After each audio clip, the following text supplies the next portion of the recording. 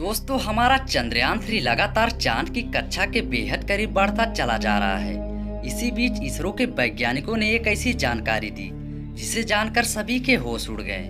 दोस्तों, रात को करीब 12:30 बज रहे थे। इसरो के वैज्ञानिक अचानक चंद्रयान 3 के इंजन को चालू करते हैं।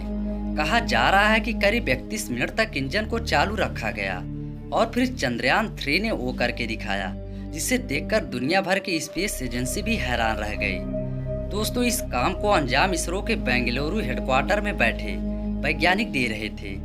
दोस्तों, अब आपके मन में ये सवाल आ रहा होगा कि आखिर इसरो को रात में ही चंद्रयान 3 के इंजन को चालू क्यों करना पड़ा और इसके बारे में इसरो ने रात में ही ट्वीट करके क्यों जानकारी भेज दी। अभी चंद्रयान 3 बहुत ही रफ्तार से पृथ्वी की कक्षा में चंद्रमा की ओर बढ़ रहा है। दोस्तों, जब से चंद्रयान 3 पृथ्वी से अपनी मंजिल की ओर निकला है, तब से लोग आंख लगा रहे हैं कि आखिर कब वहां जाकर यह यान जानकारी और तस्वीरें भेजने वाला है।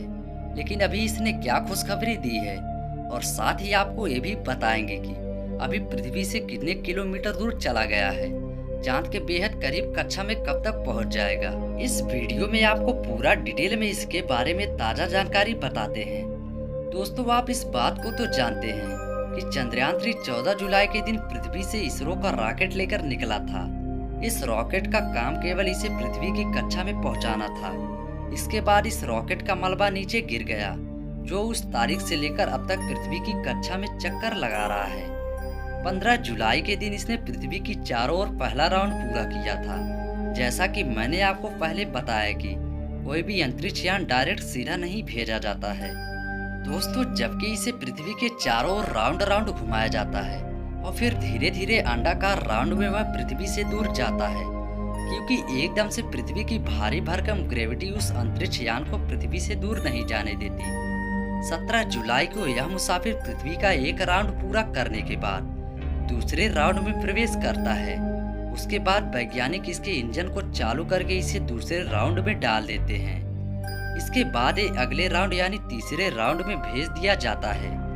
20 जुलाई का दिन भी वैज्ञानिकों के लिए बहुत खास था, क्योंकि इस दिन भी वैज्ञानिक इसके इंजन को चालू करके चौथी कक्षा में इसे डाल देते हैं।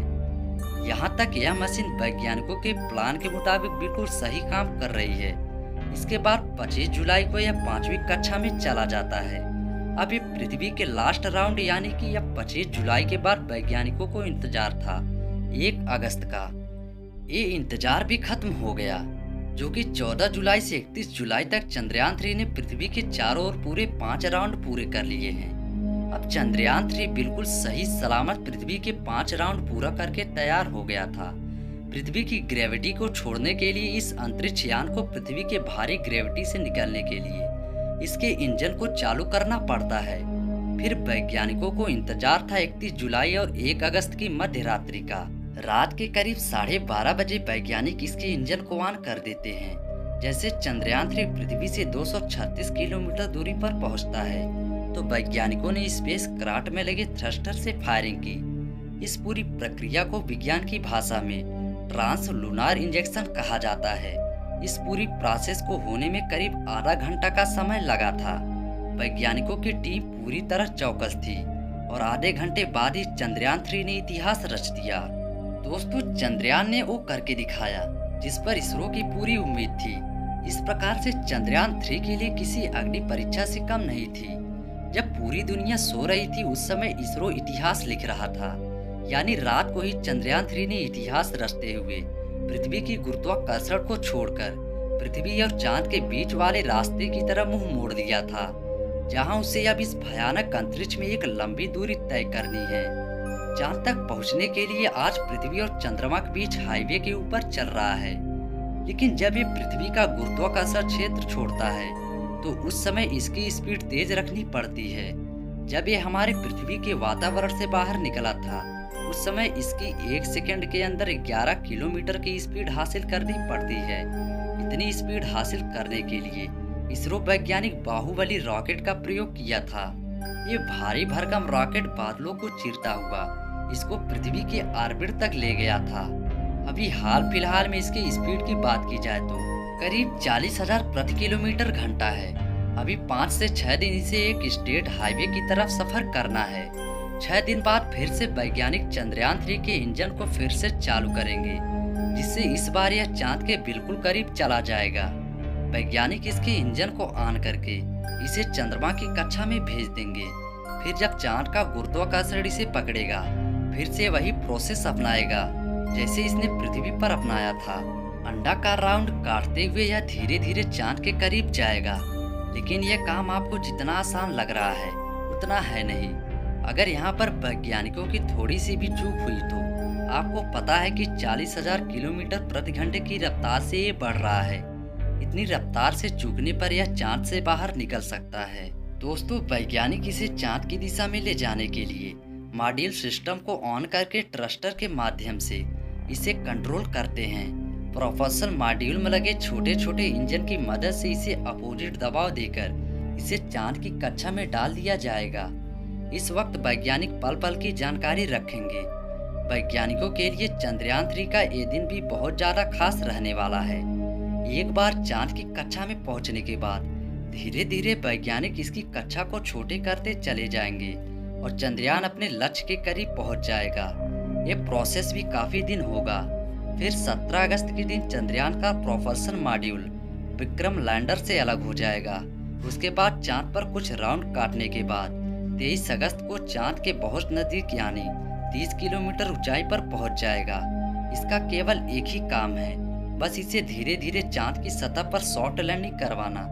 ये सफ़र कुछ मिनट का होता है, लेकिन यह 15 से 20 मिनट बहुत ज़्यादा खास और भयानक होते हैं।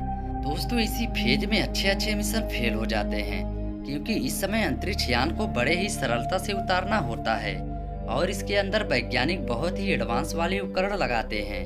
इसकी गति को उतरते वक्त स्लो करते हैं, जिसे थ्रस्टर कहा जाता है। यही थ्रस्टर इसे अपोजिट डायरेक्शन में ढकेलते हैं, जिससे कि इसकी स्पीड कम हो जाती है।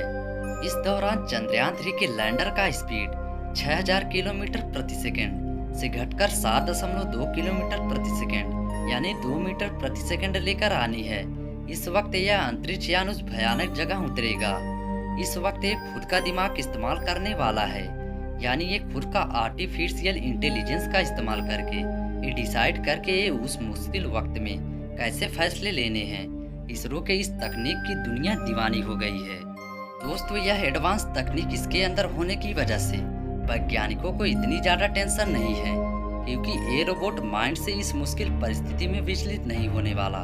इसरो के वैज्ञानिक इस तकनीक को इसलिए लगाई क्योंकि कुछ सेकंडों का खेल होता है। अगर ये पृथ्वी पर बैठे कमांड देंगे तो इस कमांड को वहां तक पहुंचने में देर हो जाता है। इतने टाइम में तो चंद्रयान के साथ कुछ भी हो सकता है। इसलिए जब ये चंद्रमा पर लैंड करेगा, खुद के बलबूते लैंड करेगा। एक बार ये सही लैंडिंग कर गया तो इंडिया का नाम पूरी दुनिया में हो जाएगा।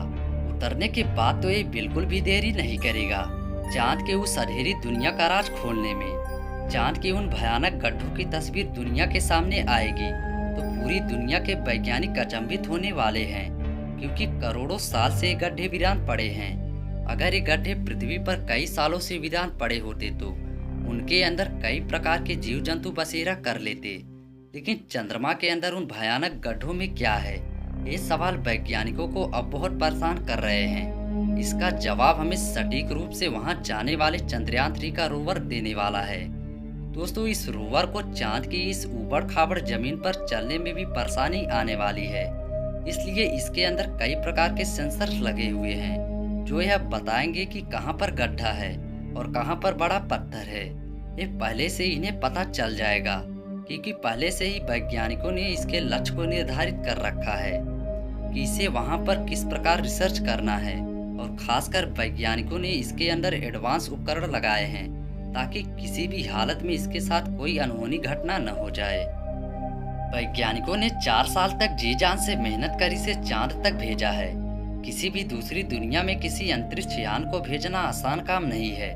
इसके अंदर कई वैज्ञानिक की रात दिन का मेहनत इसमें लगी होती है। इसमें अथक प्रयास किए जाते हैं और सैकड़ों बार टेस्टिंग होती है। उसके बाद ही उसे दूसरी दुनिया में रवाना किया जाता है। दोस्तों, पूरा विश्वास है कि चंद्रयान 3 चांद तक सफल लैंडिंग करेगा और नई नई जानकारियां पहली बार हमारे पास आएगी। तो वीडियो यहीं पर समाप्त होती है। आशा करता हूँ कि हमारे द्वारा दी गई जानकारी आपको जरूर पसंद आई होगी। यदि हमारी वीडियो पसंद आई हो तो वीडियो को लाइक कर चैनल को सब्सक्राइब जरूर करें। तब तक के लिए धन्यवाद।